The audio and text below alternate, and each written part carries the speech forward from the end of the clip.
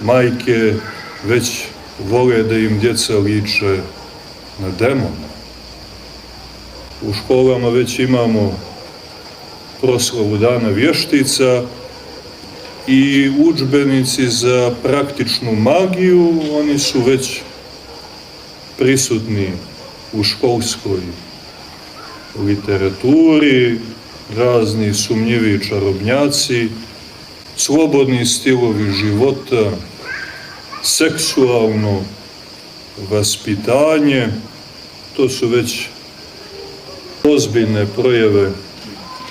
nečega što je sad već otvoreni demonizam i što otkriva ozbiljan prodor demonskih sila, jer demonske sile su vojujuće sile, su sile koje napaduju, koje ratuju.